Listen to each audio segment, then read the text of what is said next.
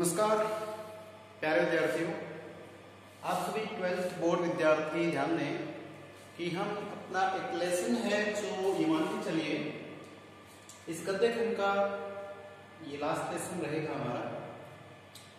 हालांकि हमारा एक जो बुक है पीयूष प्रवाह है, उसमें शायद एक स्टोरी बाकी है, बट मैं समझता हूँ कि काव्य खंड में जो हमारे सर्जना जो बुक है उसमें काव्य खंड और गद्य खंड दोनों को मिला के अगर बोर्ड के हिसाब से देखा जाए तो ये हमारा एक लास्ट लेसन है और इस लास्ट लेसन का भी लास्ट वीडियो है। तो प्लीज सभी स्टूडेंट्स ध्यानपूर्वक सुने क्योंकि इसमें से प्रश्न डेफिनेटली बनने वाला है। ठीक है, तो आप सभी 12वीं बोर्ड विद्यार्थी ध्यान से इस वीडियो को देखें, सुने, समझे और इस पाठ को प्लीज अब तक नहीं पढ़ा हो तो एक बार अवश्य पढ़िए क्योंकि उसके अपने जो गद्यांश आता है, एक गद्य की व्याख्या आती है वो इसमें से आ सकती है, इसमें या फिर क्वेश्चन आते हैं या फिर व्याख्या अवश्य आती है।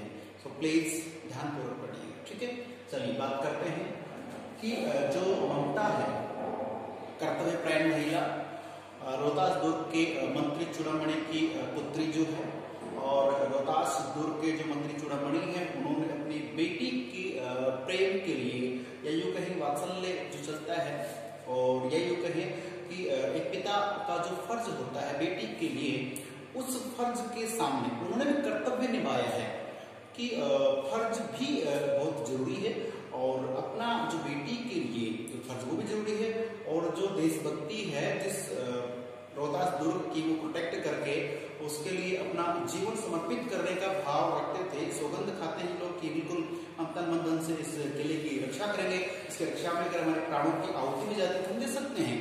ये सब वादे करने के बाद भी दुविधा में थे वो कि यदि मैं युद्ध करता हूँ और युद्ध में मारा जाता हूँ तो भी मेरी बेटी का क्या होगा, और उसे कहीं ना कहीं कुछ ऐसी आशंका बुरे की दिख रही थी। तो उसमें ये देखा गया कि एक पिता है वो अपने जो बेटी है उसकी जो बच्चे की जिंदगी के बारे में सोच करके वो यही चाहते हैं कि आज तक मैं मेरी बेटी के साथ हूँ लेकिन कल जब मैं नहीं रहूंगा तो इसका इस संसार में कौन सहारा होगा। और इस सहारे को उसने क्या मान लिया कि आज के समय के हिसाब से जो रुपया पैसा धन दौलत है ना, ये यूं कहते हैं कि बुढ़ापे में या जब हम असहाय हो जाते हैं उस समय अगर धन दौलत रुपया पैसा होता है तो कोई भी व्यक्ति आपकी उस बुढ़ापे की अवस्था में सहारा बन सकता है और कहीं ना कहीं सच्चाई भी है। ठीक है, तो वही उसने सोचा है कि मैं अपनी जो पुत्री है उस पुत्री के लिए इतना धन संपदा छोड़ जाऊं, रख जाऊं यहाँ पे, ताकि मेरी बेटी है वो अपना बचा हुआ जो जीवन है उस जीवन में किसी प्रकार के कष्टों में ना रहे। ये एक पिता की सोच थी। और बेटी जो है वो थोड़ी अलग है कि किसी से भी हाथ फैला के, जैसे मान लीजिए भीख मांगकर खाना, उसमें कोई बुरी बात नहीं है, लेकिन अपने धर्म को, अपने दायित्व को भूल जाना कि हम जिस किले में जिस पद पे मेरे पिता हैं और उस पद की गरिमा को बनाए रखने के लिए तन मन धन अर्पित करना पड़ता है, समर्पित होना पड़ता है। और पिताजी हैं वो दुश्मन से या दुश्मन जो सैनिक है, राजा है, शेरशाह, उससे उत्कोच ले रहे हैं, उसका दीनता स्वीकार कर रहे हैं, उनके सुपर्द कर रहे हैं, तो मेरे पिताजी कहने की गलत कर रहे हैं। तो वो चाहती है कि भले हम दर दर के ठोकरे खाने के लिए मजबूर हो जाएं, हमें अन्न भोजन आवास मिले ना मिले, लेकिन हम ऐसा नहीं करेंगे। तो पिता और बेटी की ये सारी बातें आपने समझ ली, सुननी है, इन्हीं को उनके शब्दों के आधार पर पढ़ सकते हैं लेसन में। और अंततः हमने लास्ट देखा था कि हुमायूं जो यूं कहे शरणागत, और मैंने आपको पूछा था कि शरणागत में जो है कौन सा समास रहेगा, आपने बताया नहीं है, बट जब भी आप सर्च करके बताइए कि शरणागत में कौन सा समास हम बनाएंगे। ठीक है, और एक अश्वारोही, अश्विन घोड़े पर अश्वार जो होता है, घोड़े पे सवार जो होता है, इसमें भी आपको समास बताना है। चलिए, तो उसी श्रृंखला में आज इस लास्ट वीडियो की बात करते हैं। तो चौसा जगह का नाम है, स्थान का नाम है। चौसा का जो युद्ध होता है, जो दो राजा की सेनाओं में युद्ध होता है, तो उसी में बात करते हैं। तो मुगल सैनिक थे तो और एक थे पठान। ठीक है, तो आप समझते मुगल से मलेच्छ, इसलिए आपने पूछा तो मलेच्छ कहे, मुगल कहे, बातें की हैं। तो मलेच्छ जो मुगल हैं इनकी तरफ से हुमायूं है, हुमायूं, बाबर, अकबर जो आपने पढ़ा सुना ये सब मुगल में आ गए। और जो शेरशाह पठान का जो है इनका युद्ध जो था वो हुआ है। उस युद्ध के बहुत दिनों बाद में, युद्ध के बहुत दिनों बाद में एक अश्वारोही बोले तो घोड़े पर सवार, मैंने विग्रह कर दिया है, घोड़े पर सवारी, अश्व पर सवार, तो अश्वारोही कह दिया है। अब इसमें आपको देखना समास कौन सा है, ध्यान से बताना है। तो अश्वारोही एक सैनिक आता है और ममता की झोपड़ी के पास आया। तो जब ये सैनिक आया उस समय ममता की अवस्था वृद्धावस्था है, गुजर हो चुकी है, बिल्कुल मरणासन्न है। मैंने एक शब्द और बोल दिया, मरणासन्न, मरने के जो समीप हो, ठीक है। तो मरणासन अवस्था में है और उस समय आकर के उनसे कहता है क्या कि उसने कहा कि इसी झोपड़ी में ही शहंशाह हुमायूं ने एक रात बिताई थी। देखिए प्यारे विद्यार्थियों, हिंदी को पढ़ रहे हैं, इसे सिर्फ पढ़ा नहीं जाता है, महसूस किया जाता है, फील किया जाता है, बात वही है। देखिए एक शब्द आ गया कि एक रात बिताई, ठीक है। इस बात को यहाँ पे जो अश्व पे आरोही है, अश्व पे आरूढ़ है, वो कौन है? अकबर है स्वयं, ठीक है। हुमायूं के पुत्र की बात कर, हुमायूं। तो देखिए अकबर स्वयं कह रहे हैं कि शहंशाह हुमायूं, यानी उसके पिता के नाम ले रहे हैं, पिता का नाम, कि शहंशाह हुमायूं ने एक रात बिताई थी यहाँ। अब ये जो कह रहे हैं कि रात बिताई थी, बिल्कुल सिंपल सा वाक्य हो गया है, ठीक है। तो वो तो ऐसे कह रहे हैं, एक ऐसा खामोशी वाली बात आ रही है कि रात बिताई थी बस, और फिर ऐसा न करे कि रात बिताई थी और इस जगह पर मकान बनाने के लिए कहा था। कमाल। तो देखा जाए तो सच्चाई ये है कि जिस व्यक्ति ने रात बिताई थी उस व्यक्ति पर ममता का जो कर्ज है, ममता जो महिला है जिसने झोपड़ी में इसको पनाह दी है, उस व्यक्ति की जिंदगी पर एक ऐसा कर्ज है कि वो चाहकर पूरी जिंदगी कुछ करेंगे तो भी ममता का कर्ज नहीं चुकाया जा सकता। यदि ममता उस रात को उस व्यक्ति को पनाह नहीं देती है, विश्राम करने का अवसर, या उसने होश के जो भी उस समय पत्थे यानी जो भी उसको दवा पानी दी होगी, या जो पानी में कुछ भी उसका प्रोटेक्ट किया होगा, उसके सुरक्षा की होगी, जिससे उस व्यक्ति के प्राण बच गए। उसके रात भर कहीं बाहर रहता, कैसी समय था, सर्दी थी, गर्मी थी, जो भी था, प्यास से मर जाता या सर्दी से मर जाता, कोई पता नहीं था। इस महिला ने अपने आप को, मैंने कहा ना कि कर्तव्य प्राण के साथ में त्याग और बलिदान की कहानी है, तो फिर यहाँ से पता चलता है, प्रश्न आ जाए कि कौन कौन सी पंक्ति से पता चले कि ममता की जो है कर्तव्य प्राण और त्याग की कहानी। तो अभी देख सकते हैं कि उस ममता महिला ने क्या किया, अपनी झोपड़ी उसके सुपर्द कर दे, खुद बाहर चली गई है, ठीक है। और उस इतने सैक्रिफाइस को, इतने त्याग, इतने बलिदान को बड़े आराम से कह दिया एक रात बिताई थी। तो ये मुगल नीति का पता चलता है कि ये लोग सिर्फ अपना एक काम बना, उसके बाद उस व्यक्ति के एहसान को भूल जाते हैं। और हम जो भारतीय जो लोग हैं ये एहसान ताउम्र निभाते हैं। अपने हिंदी व्याकरण में दो शब्द आते हैं, एक कृतघ्न आता है, कृतघ्न, एक होता है कृतघ्न। तो कृतघ्न का मतलब होता है किए हुए उपकार को नहीं मानने वाला, वो कृतघ्न हो गया। एक होता है कृतघ्न, उसमें होता है कि आपके ऊपर या हमारे ऊपर कोई व्यक्ति एहसान करता है, हमारी सुरक्षा करता है, कोई भी ऐसा कार्य करता है जो वास्तव में बहुत अमूल्य है, उस कार्य को हम उस व्यक्ति का एक एहसान जिंदगी भर मानते हैं, ठीक है।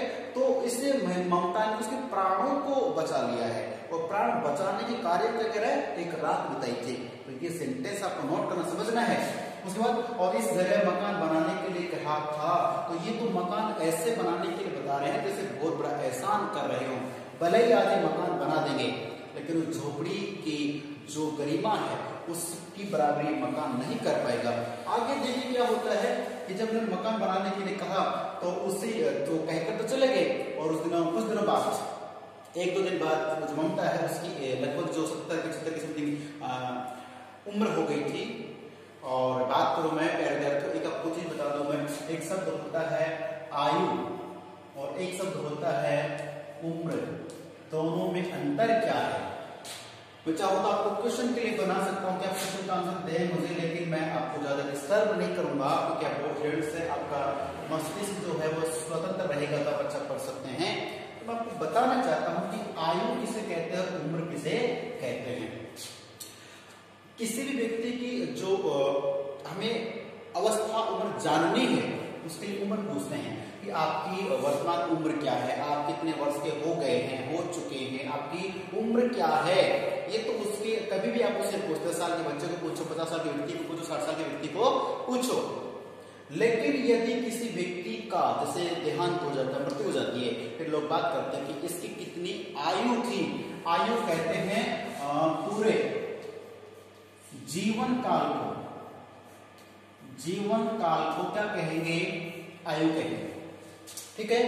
और उम्र होती है कि हम जो भी अवस्था हमारी है, हमारे जैसे कि पूरा जीवन काल उसका 70 वर्ष का है, 80 वर्ष का है, 40 वर्ष का, जो भी उसका देहांत हो गया, पूर्ण संपूर्ण जिंदगी जन्म से लेकर मृत्यु तक का समय किसमें आ गया, आयु में आ गया।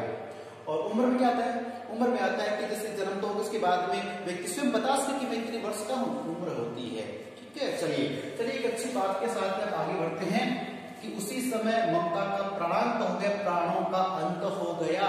और मैं आपको पूछ लूं और पूछ क्या लो आपसे, मैं पूछूंगा डाउट्स क्लास में, प्राण एक वचन है कि बहुवचन? हस्ताक्षर ये भी उसी संख्या में है। प्राण और हस्ताक्षर एक वचन है या बहुवचन है, मैं आपसे जानूंगा फ्राइडे या सैटरडे को हम बात करेंगे तब, ठीक है। तो इस प्रकार से जान रखना है। तो प्राणों का अंत हो गया, अर्थात ममता स्वर्ग सिधार गई, उनका निधन हो गया है। चलिए, तो निधन होने के बाद सोचिए कि जिस ममता का पिता के अलावा इस दुनिया में कोई नहीं था, अब उसका जो अंतिम संस्कार है, जो क्रियाएं हैं, वो कौन करेगा। तो देखिए, इस समाज में, संसार में इसका कोई हो ना हो, लेकिन हमारे कर्म हमें कुछ ना कुछ देते हैं। ममता जब अपने महल से निकलकर झोपड़ी में रहने गई थी उत्तर काशी में, खंडरों में, उस समय जिसने अपना बसेरा बनाने के बाद वहां के आसपास के जो लोग थे, उन लोगों से अपने व्यवहार का परिचय दिया और आसपास की महिलाओं के छोटे बच्चों को खिलाना, किसी भी हारी उम्र उनकी सुरक्षा करना, तो उन महिलाओं से उसकी आत्मीयता जुड़ गई थी। और यही उसके कर्म रहे कि अंततः जब उसका समय आया, उस समय वो महिलाएं आती हैं, उनके जो भी जेंट्स लोग हैं वो सब आकर के उसके अंतिम संस्कार की क्रिया को संपन्न कराते हैं। लेकिन उसके बाद वहां अकबर के अकबर जो है वहां पहुंचते हैं और अष्टकोण, जिसके 8 कोण हो वो अष्टकोण होता है। इसमें भी आप समास को नोट कर सकते हैं, अष्टकोण, जिसमें संख्यावाची होता है, द्विगु समास होता है, आप जानते हैं। तो अष्टकोण मंदिर का निर्माण करवाया, मंदिर बनवा दिया। बनवाने से बड़ा अच्छा कर्म हो गया कि वादा पूरा किया, लेकिन वादा तो पूरा कर दिया, उस मंदिर के ऊपर क्या लिखवा दिया, हुमायूं और अकबर के नाम का शिलालेख लगा दिया। शिलालेख होता है कि पत्थर का, अपन क्या करते हैं, एक नेम प्लेट लगवाते हैं ना, घर के बाद शर्मा जी, वर्मा जी, XYZ जो भी लगाते हैं, प्लॉट नंबर और घर के मालिक का नाम लिखवाया जाता है। चलिए, बहुत से मकानों में क्या होता है, केवल पुरुषों का ही नाम होता है और कई अच्छे लोग भी होते हैं जो घर के बाहर नेम प्लेट पे अपनी जो माँ या पत्नी कोई भी होती है उसका नाम लिखवाते हैं। बड़ा प्यारा होता है, क्योंकि महिला का भी घर बनाने के एक चूना पत्थर ईंट से बनता है, वो सिर्फ एक मकान ही होता है, लेकिन उसको घर बनाती कौन है, वो जो माँ, वो पत्नी, वो बहन जो होते हैं, वो उसे घर बनाती हैं। खैर छोड़िए, अकबर ने वहां पहुंचकर अष्टकोण मंदिर बनाया, मंदिर के बाहर क्या लगवा दिया, हुमायूं है अकबर के नाम का शिलालेख लगवा दिया कि ये मंदिर जो है हुमायूं के याद में अकबर ने बनवाया है। बस ममता का कहीं भी जिक्र नहीं था कि ये मंदिर किसके मरने पे है, किसके बलिदान की नहीं, 1% कहीं भी ममता के नाम का कोई उल्लेख नहीं था। अब इस बात से जो भारतीय इतिहास है या जो लोग हैं वो आहत होते हैं कि ये जो मुगल होते हैं इनकी नीति कितनी ज्यादा एहसान फरामोश होती है, ये एहसानों को भूल जाते हैं। यही वजह रही कि महाराणा प्रताप ने सौगंध ली थी कि जब तक चित्तौड़ आजाद नहीं करूंगा मैं सोने के, यानी कि कोई भी जो सुख सुविधाएं हैं, अच्छे बिस्तरों पे नहीं सोऊंगा, अच्छा खाना नहीं खाऊंगा, कमाल के जंगलों में रह के भी इन मुगलों से हमारे प्रदेश को, देश को स्वतंत्र कराया। तो इनकी नीतियां कहीं कहीं अच्छे भी मिलेंगे आपको इतिहास पढ़िएगा, और कहीं बहुत ज्यादा इनकी नीतियां मिलती हैं। चलिए इस कहानी के इस एंड में यही सीखने को मिला है कि ममता जो कर्तव्य प्रायण त्याग बलिदान वाले महिला का परिचय देती है, और पिता भी उसका एक फर्ज एक दायित्व को निभाते हुए अपने स्वच्छता जाते हैं। और लास्ट में जो हमारे ममता के लेखक जो भी है आपने पढ़ा सुना देखा होगा जयशंकर प्रसाद, तो जयशंकर प्रसाद यही बताते हैं कि इस प्रकार की कहानी से हमें इस प्रकार की प्रेरणा लेनी चाहिए। बोर्ड के सब क्वेश्चन मैं आपको बता चुका हूँ कि चारित्रिक विशेषताओं का प्रश्न आएगा, ममता की चारित्रिक